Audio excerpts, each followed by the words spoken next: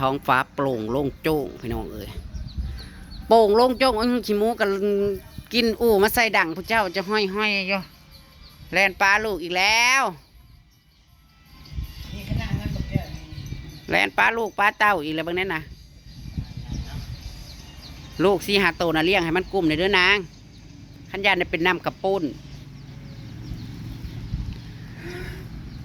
พวกผีกุมหนักกับผีอันนี้ผัดเดินดงผู้เดียวจ้ามาหอดผีจ้าดาราสาวคนสวยไปสวยมาหรือเปล่าแน่ยกค่ะจ้ามียกมองใดวะกระยกจ้ะยกแข้งยกขานี่ค่ะแม่ยกโตจริงพี่น้องมีงานมอลำใช้แจ้งอยู่หันบ้านน้องแต่แจ้งบอกค่ะมาเที่ยงคืนเอาขึ้นมาเที่ยงคืนข้าจะอยู่ผู้เดียวยันวิ่งไปมาส่งเด็กอะไปผู้เดียวไปคิดไปแต่ว่าวันมาขับแต่เขามาบัตรโตมาบัตรโตเจ๊ไปที่มาส่งบัตรนี้ก็เด็กหน่อยแท้น่ะผู้ชายหรือสิบ่มีบ่ให้เขามาส่งผู้ชายมุกตีผู้ชายลูกตีอีกเลยเขาหาเงินเลี้ยงลูกซอยบ่อยากไปเลี้ยงลูกซอยเขาบ่น่ะเขาห้างบ่ลูกวันนี้บุญบ้านก็ชวนมายังกำนันมาสู่ด้วยว่าบ้านได้แล้วบ้านได้แล้วเขาสิเลาะเชิงมึงสิเลาะเชิงเขาเก่งมึงอย่าไก่พอเสียมึงได้เด้อมึงสิติดไอติดวัดเจ้าเขามีประสบการณ์หลายขนาดนั้นก็คนงามเนาะสู้ก็งามเนาะเดียวพอห้างมันกัดเนาะเจอกันพอห้างเฮ้ยเอาพอห้างแล้วมันได้ลูกเราได้เฮ้ยถ้าเขาไม่จีบจะแจ็คมืออะไรนี่บ้านใดล่ะแบบเจ้ากับอีสินี่แล้วมาเลยFCเหรอเขาที่ตามคนมาแต่ไรแล้วคนนี้คนในบ้านนี่แล้วคนในบ้านแถวๆนี่แหละแถวน้องแต่นี่ห้างลูกแจ็คคนเหรอบ่เป็นผู้บ่าวนางเอื้อยติล่ะใส่ให้กูเบิ่งน้ำแน่หน้าตาเวลาคือยังน้อยแท้คือยังน้อยแท้ผู้บ่าวลูกจักคนให้เบิ่งแต่พอเสี่ยวเพิ่นน่ะประกูบ่ให้เบิ่งย่านกูมากน้ำบ่อยู่ในเฟซแล้วคนไม่บอกแจ็คเฟซแล้วบ่แม่บ่มูเองเย็นมากก่อนเพิ่นเลยนางลงมาแวะเอากล่องพี่น้องเอ้ยนางลงมาแวะเอากล่องของฝากจ้ะพี่น้องมาสิสัมภาษณ์ไม่เสี่ยวกันอีกเลยมีแต่เอ้ยมีแต่โอ้ยบ่ได้ลงมาพี่น้องเอ้ยบ่แม่นน่ะมโนยืนหนึ่งหลายคนไปบ่เอียงมาได้เรื่องมโนน่ะยืนหนึ่งแน่นอนค่ะมีความสุขกันมโนมานายไปเลยมันก็มีความสุขอยู่ก็เดี๋ยวว่าก็มีเป้าหมายแค่เขาเข้ามาเว้าน้ำเขากับมีแห้งแล้วแต่นั่งตุ๋ยนะเด้อเอ้ยอันผู้ชายน้อยบ้านนั้นน้องพื้นนั่นอันใส่ว่าไปใส่ผู้สาวนะก็หัวใจน่ะเต้นตุบๆค่ะเพราะว่าอันเด็กน้อยที่ไปน้ำน่ะบ่ได้ผู้สาวมีแต่พ่อลุงนางว่าก็มีความสุขแต่ว่าเขาว่าผู้สาวโอ้ยเนาะเจ้าก็ยังแนมเห็นอันความงามของข่อยอยู่นางว่าข่อยว่าผู้สาวเขาบอกว่าเขาติดตั้งกันมาหลายปีแล้วเหรอโอ้ยใครเป็นคนถักบ่แม่นพอเสี่ยวเล่าว่าถักหาเจ้าก่อนบ่แม่นผู้บ่าวตาลายบ่โทรโลดเปิดกล้องโลดว่ะเพราะว่าที่เปิดกล่องมากจักบาท60 บาทคือให้หลายแท้มันบ่พอบ่จักนี่น่ะเท่าไหร่นี่น่ะ50,000แม่นบ่ฮอด60 บาทอันนี้มันจักบาทเทื่อก็100นึงเทื่อก็60 บาทผมเข้าใจนี่แล้วแต่คันกล้องใหญ่ก็100นึงใหญ่ขึ้นกว่าหันก็150 200เด้มันให้ก็100นึงไปเลยค่ามันมาบาทมันให้70,000ผู้ใดนี่นะอันนี้นะของเอื้อยมาแต่อันน่ะมื้อใดอีกอันนี้มาเพิ่นฝากเครื่องแรกของสิมาแต่ว่าบ่ยากดอกเขาออกมาให้ฮอดบ้านคันกล้องบ่ใหญ่น่ะแบบเขาอันใส่รถจักรเด้คันกล้องใหญ่นะอาจสิได้มาเอาอยู่น้องบัวอันมาประเด็นมากเลยปฏิโทแต่ต่างประเทศยังเฮ้ยบ่แม่นคำบ่จักบ่แม่นคำบ่จักหลายคนก็ว่าของฝากมานะเขาจอบ่เขาเบิ่งเขาแก้กล้องบ่เพราะว่ารอบนี้สิมีเพิ่นฝากเงินที่ระลึกมาว่ามันก็บ่แน่ใจเนาะ มันก็บ่แน่ใจหักบางเทื่อน่ะมาน่ะ เขาแก้แล้วเขาติดใหม่แล้ว บางเทื่อน่ะคือว่าห้อยแบบบ่คือเก่าหั่นนะ แต่ว่าดีก็ผากมาทั้งนางเข่าอีห้ามุก หมุนมา แปะเลยแม่ ห่วย เขาจกออกมาจนเบิดเขาแก้ออก อยากเห็นเงินเดนมาร์กเนาะเป็นยังไง บางเทื่อก็จักสิเนาะมันก็บ่ส อัน ม นี้ ควร จก แก่ ใส่ อยู่ แล้ว นะ หยัดมานำอยู่เลยแล้วบอก คันว่ามีเครื่องตรวจก็เนาะก็ตรวจกว่าจักสิแก่เฮ็ดหยังลางเทื่อก็ได้ ก็ถามมันถ้าเขา ทำไม ผ่าน เขาต้องแกะเหรอบ่เข้าใจ ผ่าน คื บ อกั ริ น ษัทคือเขาผักมาลงอยู่ปากซองอันนั้นมันผ่านเครื่องสแกนอยู่แล้ว อืม ที่บริษัทนี่ไง เขาฝาก แต่ มา นี่ ไป มัน รษณี ผ่าน ย์ ตามเมื่อเลยขามาตามเมื่อตามนี้เขาบริตรวจหรอก โดยอันนี้ของจากต่างประเทศแต่แล้วเขาเจ้าสิส่งในไทยก่อนนี่บ่จักอันนี้ เรามาไทย อ๋ เรา อ เที่ยวไทยที่สวนเต็งกันลงไปเด่นพัทยาแล้ว อ๋อ เรามาฮอดแล้วเราก็ฝากของมานั่ง ที่ระลึกทึกอันมันมาตั้งแต่มื้อใดมื้อวานนี่แหละอย่านี่ไปเอาเขาก็มาส่งในนี่คันกองบ่ใหญ่นะเขาออกมาให้อยู่ฮอดบ้านอยู่บ่ได้มาเอาอยู่คันว่ามันใหญ่อะลีก็เราก็ออกมาให้อยู่คันในนมละเมื่อนะก็ใส่รถเราใหญ่เราออกมาดิเฮาก็บ่ได้มื้อเอาอยู่น้องบัวก็ง่ายอยู่ ปากติดเบรกบ่งบ่ บ่ ไม่หลับชาอยู่ข้างหน้ายังเดิน มึงก็เบิ่งในพักนะกูยังบ่ได้บ่ง ฮะ สิไปตักสิมู ของ สิ สุ ไป ป เอา ไปเองยังบงบ่เบิด หากพักคณะกูน่ะโอ้ยพักอันนั้นก็ติดแล้วกำลังงามพอเสียวมึงไปเฮ็ดปักพริกกูเอาขี้หมูใส่ตายปั๊ด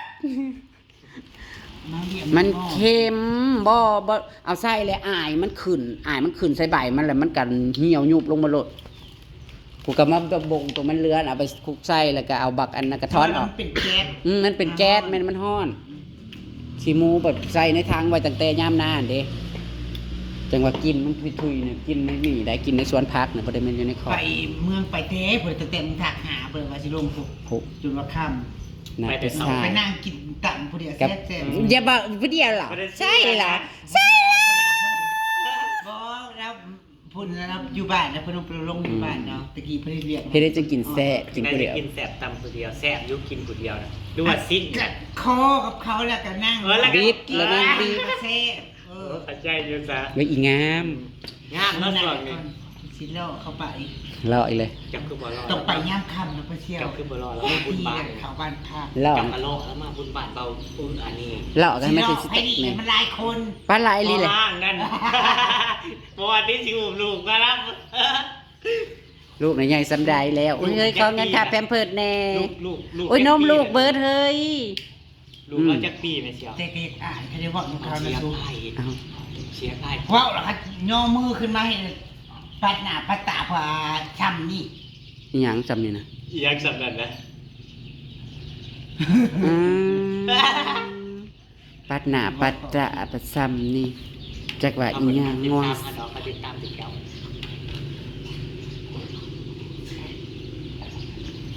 โอ้โหเนาะ จะเข้าบ่ได้เว้าชื่อเขาเนาะเมื่อเว้าเรื่องแบบว่า ก็งามเนาะซื้อ มาเสี่ยวพามโน เว้าเรื่องความงามเจ้า มึงน่ะมีพิรุธหน้าตามึงนี่ล็อกแรกอยู่ เว้า เลย เรื่องความเอาเว้าง่ายๆก็เว้าเรื่องความงามเจ้าแล้วบัดมีแบบผู้บ่าวน้อยผู้บ่าวใหญ่พ่อห้างลูกติดบ่มาติดพันหลายคนจักสิส่วนผู้ใดมาบุญบ้านนี่บัดนี้บุญบ้านเจ้าครับ โอ้ยกระเทยเนาะบ่ได้มีลูกอยู่กับมันเป็นเรื่องธรรมดาเนาะ เป็นเรื่องธรรมดา ที่จะมาโนยืนหนึงนะ ที่สิมีผู้ชายมาติดพัน บางคนก็แตกต่าง บางคนกับมโนจนมโนจนจ้อย หาเขามา โอ้ยน้ำหนักรถเดี๋ยวนี้นั่น มโนน่ะ เออ โห น้ำหนักรถในส่วน กะแวบลงอยู่ได้เจ้าน่ะอยากแวบลงได้ ว่าอลีถามเนี่ยว่ามันเกินคำว่ามนุษย์ไปนี่เกิดว่าวันหนึ่งเนาะพอหามีลูกมานั่เจ้าสีหัก ได้ลูกพร้อมก็เอาแต่ว่าเฮ้ย อ่ะบ่มีหีก็มีลูกก็ติด แห้งดีแต่ว่า เนาะ เป็นกระตันนก มี ขีด ลูก แล้ว เป็น ก็ ของ ได้ ตัวเอง เอาลูกมาลีอ่ะเงยแบบว่าแบบเป็นกล่องขั้วเด้งพ่อแม่ลูกโอ้ยวันดี บ่เสียให้อิ่มบ่ไม่เสีย เพิ่นพัดได้ลูกเป็นหมาบัดเพิ่นพัดได้ลูก แจ็ค เป็นหมา สิปัง มัน ได้ เบิ่งแม่กูถอดทางนึงมันเอาไปแล้วเอามาแม่ โคล่า เอาเกลือพอยมาแม่เอามามาแนมหน้าเร็ว บ่บอก ๆสำล้อมพระเสี่ยวนะจ๊ะ ไม่เดียว คอยว่า โมเมนต์ยังดอกเฟเซียเราก็อยากบอกอยู่แต่เปิดกล้องอยู่เปิดกล้องอยู่แล้วก็เลยไม่อยากเว่า กะว่าขึ้นไปแต่เช้าเนาะ เข้ารถเธอยี่ร้องกูฟังแน่ FC มันก็อยากคู่อยู่อย่างเจ้ามีความโศกหาความสุขอยู่แถวหน้าห้านนั่นแหละจ้าม่วนกระดอ เจ้าหน่อย FC จะบอกอัมมาลา มือไปงานไปเบิ่งเจ้าคลิปนะเห็นเขา ผู้ชายน่ะอุ้ยกูสิกลับไปรีเบิ่งกูสิไปเบิ่งซะก็คลิปล่าสุดบ่มีคลิปเดียวบ่เบิ่งไปงานน่ะกูสิไปเบิ่งอยู่ ไปเบิ่ง กูสิไปรีเบิ่งแต่ตอนนั้นสุดท้ายนั่นแหละ แล้วกัน หรือว่าแนวใดกลางๆบ่ ได้เห็นเขาอยู่แบบนี้ อืมแต่กูสิเบิ่งผู้ใดแล้วมันหลายคนอยู่ในหน้าเว เขา ที ก็มักหมอลำเนาะเขาก็มาเบิ่งหมอลำนาเดช มันพาไม่ใหญ่ไปนะ พาเมียไปเมียก็ไปนำเอาอีนี่หมายความว่าแนวใด พาไม่ใหญ่ไป สินข้อ5ข้อ3ห้ามแวะเวียน เขากันเลย ตอน ดิ เป็นนักเรียนเคยท่องมา ต่อไปก็สอนโหลดกันเป็นแวนไปหมอลำนำกันยังมาเล่นหมอลำบ้านไทย อืม ไปส่งเด้ เอาปั๊บบอก มนุเด้มนุไป พ่อ ก่อน ก็มักมาลำแม่ก็มักมาลำ ลูกกับปอยมันนอนอยู่เรือนใหญ่นะ อันนี้น้ำเมียใหญ่มันเอาฟังกินเลยบักกะลาบังเมื่อสิตีหัวมันเองโอ้กูได้จนเก็บไปฟันแล้วว่าเขานำมาแทกอีเลยตอกลักปักอีเลยหนทางน่ะบ่มาจากเถื่อมึงก็ขึ้นก็บ่ทันมีทีทางว่าเขาเริ่มลงมาแล้วบ่แถวนั้นน่ะว่าแล้วว่าวันที่22มื้อนี้วันที่24เลยจนมากินงัวกินควายกันเลยอยู่แถวบ้านดงแดงเนี่ยเขาจนเลี้ยงเลยว่ายังบ่มาอยู่ มาตัวกินแต่งัวดอกบริษัทนั่นบริษัทนี่ซะถ่าต่อไปพี่น้องเอ้ยบัดขามตัวเคมาลาดนั่นซีเลนเข้าเจ้าแหละเอาว่ะผู้สร้างก็ตั้งต่อสร้างจ้าบัดผู้บ่มีในการที่พุ่นเขาดังลุมๆอยู่ตั้งทางใจ ยังหน่อยจะทางนี่จะใครมัน บ้านเข้าเจ้านั้นเกิดสู้ฮบตบมือกันยังสร้างอยู่บริยุทธ์ นาง บริ นางที่จ้องซื้อรถถ่าน บ่ซื้อแล้วกูใจ ได้กว่า ไร่เลยแหละถ่าทางกันอย่างเลยว่าได้ขี่ดอกรถนะขน้อยนี่กินขี้ฝุ่นขั้นนี่แหละไปสักก สามีมันออกแล้วรอดทางยาย ให้ไม่ได้ทางก่อนเลย ำนะเราให้กำลังใจตัวเองเอ้าถ้าเขาถือ6 ล้านนี่เด้เขาจะเอาแล้วแหละเขาบริถ่าแล้วบาท วันที่26บุญบาทวอซ้อนไปอยู่ พี่ได้อะไรติดไปเนาะ ไปกับจักสิได้จังไรดอกน้ำเนยม้อยไปบุญบรรวัดเมื่อนั้นกะได้ตีหนึ่งมา กับม่วนอยู่ ก็ได้ไป ทีมแม่กระมวลกันยางนางมาแต่ปักซองจ้าพี่น้องมาแวะเอาของฝากนะคะ จากคุณพี่คนสวยนะคะฮอดนะคะเพราะว่าเป็นส่งมาทางนี้ เพราะว่าส่งมาทางนี้แล้วก็เขาเอาออกมาให้ฮอดบ้านเจซีนะมันก็บ่ได้ลงฮอดทาใครแน่เนาะค่ะคันสั่นแหละกุ้มลงไปเอาอยู่พุทานาฟองบ้านยังก็บ้านยังบ่ระบุอีกต้องเทื่อให้ไกล วันนี้เขามาส่งเงินบอล อ่ะคลิปนี้ก็บ่เว้าหยังหลายดอกพี่น้องเอ้ยสิเว้าเพิ่นกันอีกสักคนจากคู่สำรองปอมปีก ทางนี้อยู่ฝากมาทางมันนะเขาต้องได้ลงประดัดเขาแต่เช้า เขาเอามาใหายนี่นะของไอ้นมนี่คือพี่อ้ายนี่แล้วเขาก็ออกมาให้เลย เพราะว่ามันลงมาในเฮือนในท่าเขาเจ้าเองท่าเสียงวง